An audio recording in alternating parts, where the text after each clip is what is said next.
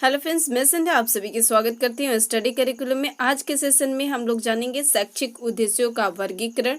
भौतिक विज्ञान का शिक्षण शास्त्र हम लोग पढ़ रहे हैं, पेडागोजी ऑफ फिजिकल साइंस पढ़ रहे हैं, जिसमें हम लोग पढ़ेंगे शैक्षिक उद्देश्यों का वर्गीकरण। आज का क्लास जो है वो तीसरा क्लास है। इससे पहले हम लोग 2 क्लासेस देख चुके हैं। अभी तक आपने 2 क्लासेस जो है वो नहीं देखे हैं तो आप लोग इसका लिंक प्लेलिस्ट में आपको मिल जाएगा, जाइए वहां पर आप लोग देख लीजिए। आपके एग्जाम के दृष्टि से बहुत ज़्यादा ही यूजफुल क्लासेस है। आज के जो क्लास है बीएड तीसरा सेमेस्टर के लिए है और डीडीयू गोरखपुर या अदर किसी भी आप लोग अदर यूनिवर्सिटी से बीएड कर रहे हैं तो आपके लिए एक क्लास जो है बहुत ही यूजफुल क्लासेस है। चलिए अब आज की क्लासेस स्टार्ट करते हैं और देखते हैं शैक्षिक उद्देश्यों का वर्गीकरण जो है किस प्रकार किया गया है और कितने भागों में शैक्षिक उद्देश्यों का वर्गीकरण जो है वो किया गया है। स्कूली पाठचर्या में विज्ञान विषय का औचित्य क्या है, इसी के अंतर्गत हम लोग शैक्षिक उद्देश्यों का वर्गीकरण पढ़ रहे हैं। भौतिक विज्ञान शिक्षण के उद्देश्य के अंतर्गत ही शैक्षिक उद्देश्यों का वर्गीकरण जो है वो पढ़ रहे हैं। तो शैक्षिक उद्देश्यों का वर्गीकरण जो है वो कितने भागों में इसको विभाजित किया गया है, तो चलिए सबसे पहले देख लेते हैं। शैक्षिक उद्देश्यों का वर्गीकरण जो है, अधिगम शिक्षण प्रक्रिया में शैक्षिक उद्देश्यों का अपना महत्व है। उद्देश्य पर दृष्टि केंद्रित किए बिना शिक्षण प्रक्रिया दिशाहीन, गतिहीन रहती है तथा मूल्यांकन में भी वस्तुनिष्ठता संभव नहीं बन। यह सर्वसम्मत तथ्य है कि शैक्षिक उद्देश्यों के प्रत्येक पक्ष पर आवश्यकता अनुसार बल देना आवश्यक है और इसके लिए आपको लक्ष्य, ध्येय, उद्देश्य एवं व्यवहारिक उद्देश्यों में अंतर समझना आवश्यक हो जाता है। इसी क्रम में प्रोफेसर ब्लूम और उनके साथियों ने शैक्षिक उद्देश्यों का वर्गीकरण किया है तथा अधिक विशिष्टीकरण के लिए विशिष्ट उद्देश्यों तथा अनुदेशात्मक उद्देश्यों लेखन किया जाता है। शैक्षिक उद्देश्यों का वर्गीकरण जो है वो मूलतः देखा जाए तो टैक्सोनॉमी शब्द जैविक पदार्थों के वर्गीकरण के लिए प्रयोग में लाया गया है। किसके लिए? तो टैक्सोनॉमी, ये बात आप लोग ध्यान दीजिएगा। टैक्सोनॉमी शब्द के जैविक पदार्थों के वर्गीकरण के लिए प्रयोग में लाया गया है। इस शब्द के व्यापकता में इतना प्रयोग वर्गीकरण के लिए किया जाने लगा और इसे शैक्षिक उद्देश्यों के वर्गीकरण के लिए भी उपयोग में लिया गया। इस प्रकार शैक्षिक उद्देश्यों की टैक्सोनॉमी की संरचना कुछ सुस्पष्ट सिद्धांतों पर की गई। शैक्षिक उद्देश्यों को टैक्सोनॉमी निकट से प्रोफेसर बेंजामिन एवं ब्लूम के नाम से संबंधित है। टैक्सोनॉमी के उद्देश्य जो है, शैक्षिक उद्देश्यों की टैक्सोनॉमी के निकट जो है प्रोफेसर बेंजामिन एस ब्लूम के नाम से संबंधित है। सन 1956 में, कब? तो सन 1956 में शैक्षिक उद्देश्यों की टैक्सोनॉमी जो है भाग 1 प्रोफेसर ब्लूम द्वारा, किसके द्वारा? भाग 1 जो है टैक्सोनॉमी के भाग 1 जो शैक्षिक उद्देश्यों की टैक्सोनॉमी भाग 1 जो है ब्लूम द्वारा संपादित की गई थी। यह संज्ञानात्मक उद्देश्यों का वर्गीकरण था और यह जो था किसके द्वारा? तो संज्ञानात्मक उद्देश्यों का वर्गीकरण था और इसके विश्व व्याख्याति अर्जित की। इसके पश्चात प्रोफेसर डी.आर. कौन आते हैं? इसके पश्चात प्रोफेसर डी.आर.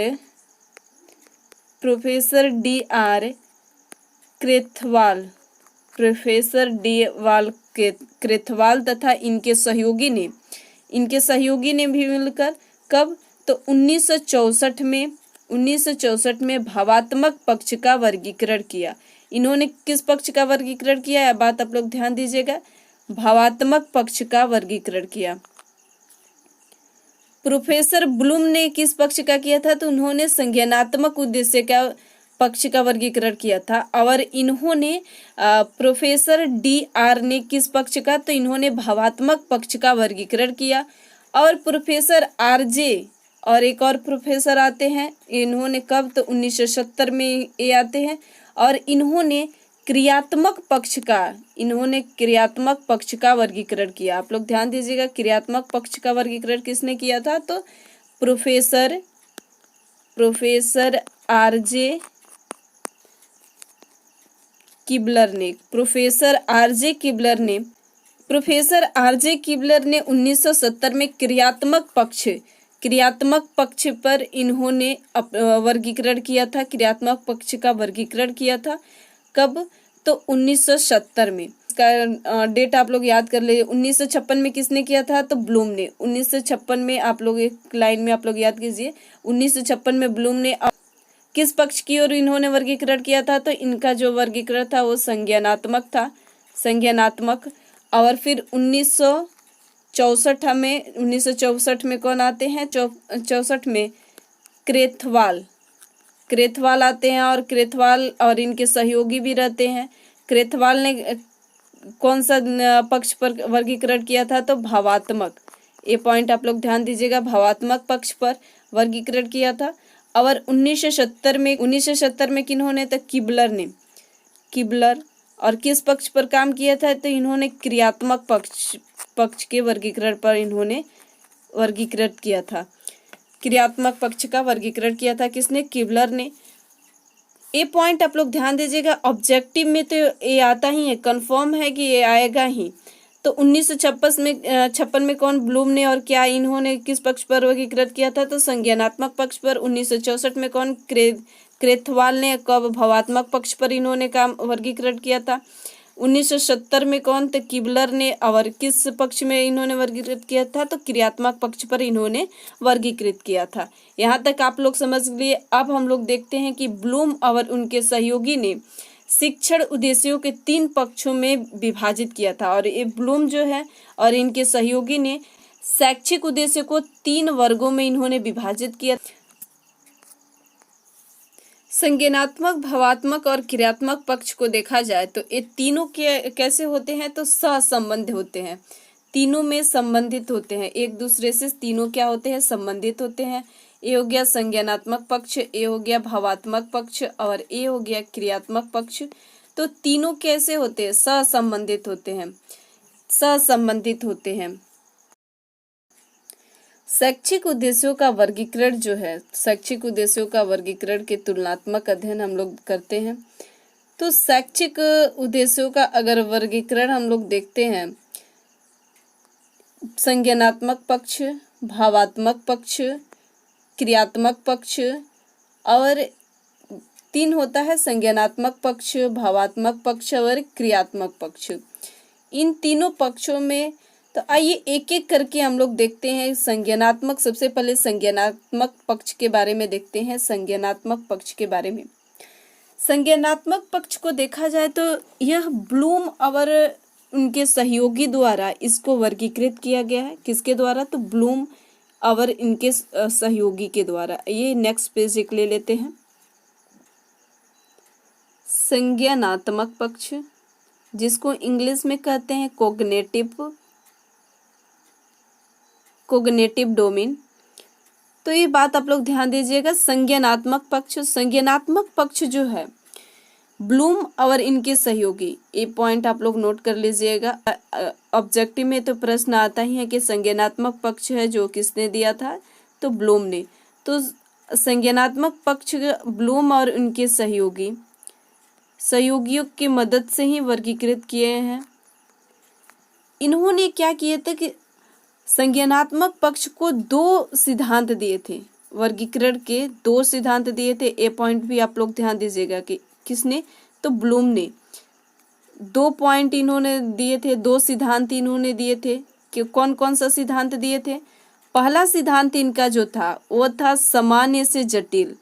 आप लोग कहीं नोट डाउन भी करते चलिए, सामान्य से लेकर जटिल की तरफ, जटिल की ओर। ये बात आप लोग ध्यान दीजिएगा, प्रश्न आता है कभी कभी कंफ्यूज करके दे देगा, क्या जटिल से सामान्य की ओर, नहीं, सामान्य से जटिल की ओर। ये पॉइंट आप लोग ध्यान दीजिएगा, सामान्य से जटिल की ओर जाता है। मूर्त, और दूसरा पॉइंट इन्होंने दिया था कि मूर्त से अमूर्त की ओर। ये पॉइंट भी आप लोग याद कीजिएगा कि मूर्त से अमूर्त की ओर। ये प्रश्न जो है किसी सीटेट या किसी भी एस्टेट की आप लोग तैयारी कर रहे हैं तो उसमें भी ये प्रश्न जो है आता ही है। संज्ञानात्मक पक्ष के बारे में किसने दिया था और किस संज्ञानात्मक पक्ष में जो दिए थे उनका सिद्धांत जो है वो किस पर आधारित था। तो इस प्रकार से प्रश्न जो है वो बनता ही है। तो आप लोग इसको अच्छे से ध्यान से पढ़िए और इसको नोट डाउन भी कर लीजिए। मिड टर्म के एग्जाम के लिए भी एक क्लास जो है आप लोग के लिए बहुत ही यूजफुल है। तो चलिए अब देखते हैं कि इन्होंने क्या दिया था। तो 2 दिया था सिद्धांत, सामान्य से जटिल की ओर, मूर्त से अमूर्त की ओर। और इसी प्रकार से इन्होंने कई पक्षों को वर्गीकृत किया था, जिसमें मनोवैज्ञानिक सिद्धांत, विधियों संबंधी सिद्धांत, तार्किक क्रम का सिद्धांत आदि ने इन्होंने अपनाए हैं। नेक्स्ट पॉइंट आप लोग ध्यान दीजिएगा, संज्ञानात्मक पक्ष को अगर देखा जाए तो 6 श्रेणियों में इसको विभाजित किए हैं। कितने श्रेणियों में विभाजित किया गया है? तो 6 श्रेणियों में, ब्लूम ने 6 श्रेणियों में इसको विभाजित किया है, जिसका आधार कौशल एवं योग्यताओं की जटिलता है। जिसकी आधार देखा जाए तो कौशल एवं योग्यताओं की जटिलता है। इनकी 6 श्रेणियों को अगर देखा जाए तो इनका जो 6 श्रेणियां है वही है ज्ञान, बोध, प्रयोग, ज्ञान, बोध, प्रयोग, विश्लेषण, संश्लेषण, मूल्यांकन। ये जो 6 श्रेणियां इन्होंने दिए थे, वर्गीकृत किए थे। जो निम्न स्तर, यहाँ पर जो है नीचे निम्न स्तर है, निम्न स्तर से लेकर उच्च स्तर की ओर जाता है। निम्न स्तर से लेकर, ये बात आप लोग ध्यान दीजिएगा कि निम्न स्तर से उच्चतम स्तर की ओर जाता है। ये पॉइंट आप लोग ध्यान दीजिएगा। अगर उदाहरण के लिए अगर इसको देखा जाए तो ज्ञान जो है विशिष्ट वस्तुओं का ज्ञान कराता है, विशिष्ट वस्तुओं का ज्ञान कराता है, साधनों का ज्ञान कराता है, सार्वभौमिक वस्तुओं का ज्ञान कराना होता है ज्ञान से। और बोध को देखा जाए तो बोध में क्या होता है कि बोध में होता है अनुवाद करना, व्याख्या देना, उल्लेख करना। ये सभी क्या है? तो बोध में, अंडरस्टैंडिंग में होता है। प्रयोग में अगर देखा जाए तो तो इसमें क्या होता है? समानीकृत करना मतलब एक समान करना, निदान करना, प्रयोग करना। किसमें होता है? प्रयोग में। विश्लेषण देखा जाए, विश्लेषण पक्ष को देखा जाए तो इसमें क्या होता है? विश्लेषण पक्ष को देखा जाए, तत्वों का विश्लेषण करना, संबंध स्थापित करना, सिद्धांतों का विश्लेषण करना। संश्लेषण पक्ष को अगर देखा जाए तो संश्लेषण पक्ष में क्या होता है? अनोखा संप्रेषण करना, योजना का निर्माण करना, संबंध स्थापित करना। और मूल्यांकन में देखा जाए तो अतिरिक्त निर्णय लेना, बाह्य निर्णय लेना, अतिरिक्त निर्णय लेना और बाह्य निर्णय। मैं आशा करती हूँ कि आप सभी संज्ञानात्मक पक्ष के बारे में अच्छे से जान लिए हैं। अब हम लोग देखते हैं भावात्मक पक्ष के बारे में। भावात्मक पक्ष जो है वो किस प्रकार से है? तो भावात्मक पक्ष के देखा जाए तो भावात्मक पक्ष जो है इसका वर्गीकृत किसने किया था? तो क्रेथवाल ने और इनके सहयोगी ने। किन्होंने? तो क्रेथवाल और इनके सहयोगी ने मिलकर भावात्मक पक्ष दिए थे, भावात्मक पक्ष के वर्गीकृत किए थे।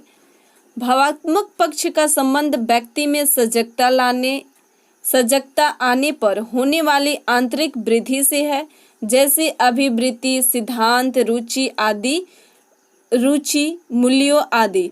इनका विकास होने पर व्यक्ति उन्हें अपना ही मानता है और उनको अपनाता है। किसमें? तो भावात्मक पक्ष में। इस भावात्मक पक्ष को देखा जाए तो इन्होंने 5 श्रेणियों में इन्होंने विभाजित किया था। कौन कौन सा? तो आहरण, अनुक्रिया, अनुमूल्यन, व्यवस्थापन, चरित्रीकरण। ये 5 किन्होंने दिया? तो क्रेथवाल ने भावात्मक पक्ष में। ये हमने देखा भावात्मक पक्ष के बारे में। अब हम लोग देखते हैं क्रियात्मक पक्ष के बारे में। क्रियात्मक पक्ष जो है इसका वर्गीकरण देख लेते हैं। क्रियात्मक पक्ष को देखा जाए तो इसको किसने किया, तो कीबलर ने वर्गीकृत किए हैं, कीबलर ने। और क्रियात्मक पक्ष गति के कारण महत्वपूर्ण माना गया है। गति जीवित रहने के लिए तथा स्वाधीनता के लिए आवश्यक है। जीवन कभी कभी भौतिक शक्ति पर निर्भर करता है, जिसे उपयुक्त रूप से प्रयोग में लाया जाए। कभी द्रुत गति पर तथा कभी दक्षता पर। पर्यावरण की खोज के लिए चलन की तथा बुद्धि विकास के लिए संवेदी प्रक्रिया आवश्यक है। कुछ क्रियात्मक व्यवहार जैसे कि चलना, कसकर पकड़ना आदि भौतिक एवं मानसिक स्वास्थ्य बनाए रखने के लिए आवश्यक है। यह कार्यकर्ता के लिए दक्षता आवश्यक है। श्रेणी देखा जाए, इसका श्रेणियाँ जो देखा जाए वो निम्न प्रकार से होता है, जिनका वर्गीकरण जो है वो कीबलर द्वारा किया गया है। स्थूल शरीर गति क्या होता है? स्थूल शरीर गति, गति द्वारा उत्कृष्ट समन्वय, अमौखिक संचार समूह, वाणी व्यवहार, इस सभी क्रियात्मक पक्ष के वर्गीकरण। स्थूल शरीर गति, गति द्वारा उत्कृष्ट समन्वय, अमौखिक संचार समूह और वाणी व्यवहार, ये चार जो है वह क्रियात्मक पक्ष के द्वारा। हम अभी तक हमने क्या क्या देख लिए, तो क्रियात्मक पक्ष के बारे में देखिए, भावात्मक पक्ष के बारे में और संज्ञानात्मक पक्ष के बारे में। जो शैक्षिक उद्देश्यों का वर्गीकरण है क्या है, तो शैक्षिक उद्देश्यों का वर्गीकरण है। शैक्षिक उद्देश्यों का वर्गीकरण तीनों के बारे में हम लोग अच्छे से समझ लिए। अगर ऑब्जेक्टिव भी प्रश्न आता है तो उसको आप लोग सॉल्व कर सकते हैं।